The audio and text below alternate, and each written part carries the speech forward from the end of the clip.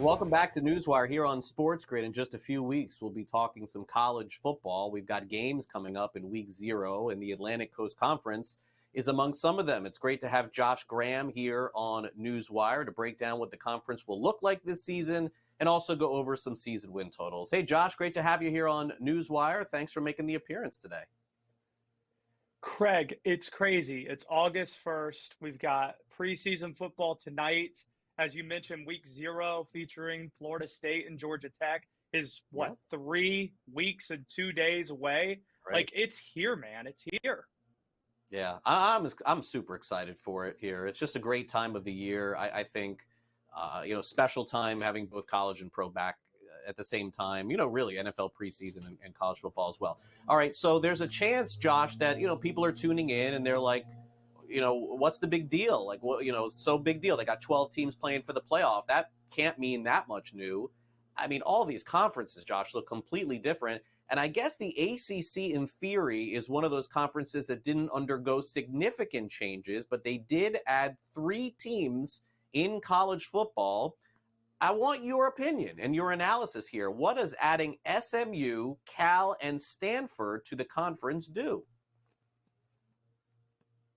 Well, this was all done for self-preservation. Seeing what happened to the Pac-12, the ACC decided they looked at their television contract, and what they saw based on reports is that as long as they have 14 or 15 schools in their conference, their television deal will remain intact, and they won't suffer the same fate if there's some poaching that is able to happen, or if internally schools are able to find legal loopholes, expensive legal loopholes, like Florida State and Clemson are trying to find right now with lawsuits. But it was done for self-preservation to keep the league intact and to make sure they can keep their lucrative television deal with ESPN through 2036.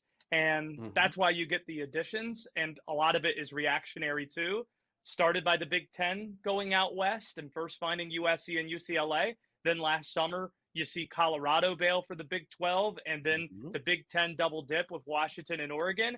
The ACC was kind of last at the table, and this is what you get when you're last at the table. But it is expansion west nonetheless, and this is all done. It's not done for fans. It's not done for people that enjoy the sport. It's done for financial reasons, unfortunately, and done for self-preservation as well.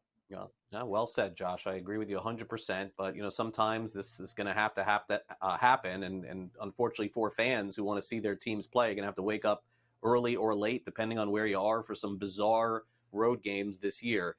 Boston College, will break them down in a minute, as well as Duke and their season win totals. But let's get to the new coaches there. Bill O'Brien, no stranger to college, no stranger to pro, takes over Boston College's program now to try and get them back to relevancy. I think that's probably fair. Get him back to winning some games. And Manny Diaz, of course, knows the ACC very well from his time at the University of Miami, coached Texas defensively at a very high level. He takes over Duke University. Does either coach have a better chance to succeed this season in your mind?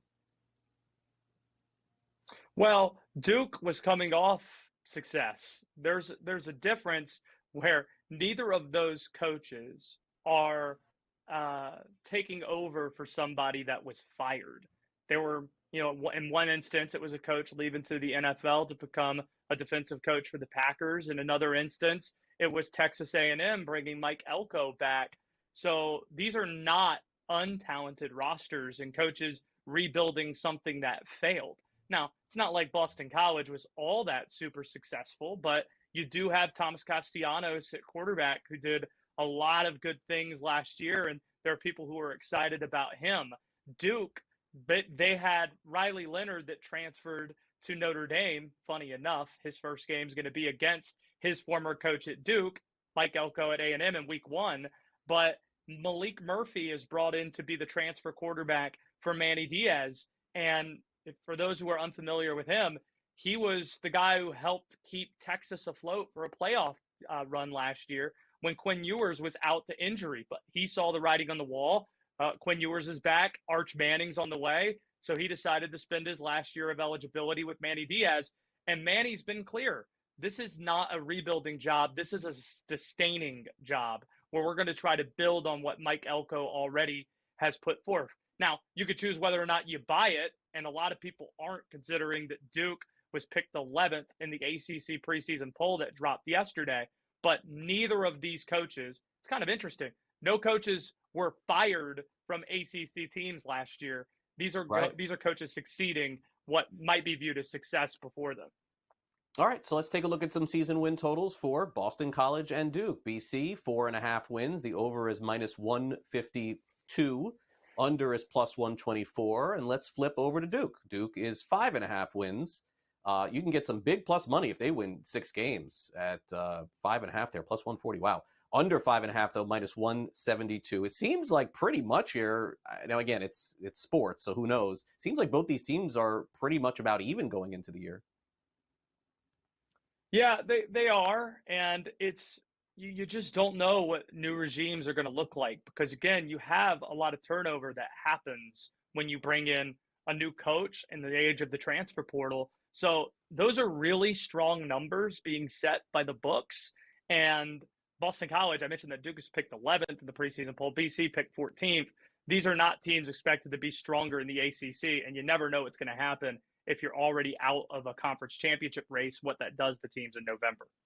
Yeah, that's true. Now, Florida State has one of the highest win totals in college football, 9.5 going into the year. Is this a product of the conference being down or just FSU being very good this year? Which one? FSU should have been in the playoff last year, and they bring a lot of talent back, and they bring in DJ Uiagalelei from Oregon State, who was at Clemson before that. The Noles are good, and that number, it seems to be pretty low. I actually like the over in that instance to get the double-digit wins. Yeah, another quarterback from the ACC leaving, going back to the ACC, and DJ Uiagalelei of Florida State. Hard to keep up with this stuff. All right, well, I got to tell you, great breakdowns, Josh. Really appreciate it. We'll catch up again soon. Thanks for coming on. Thanks, Craig.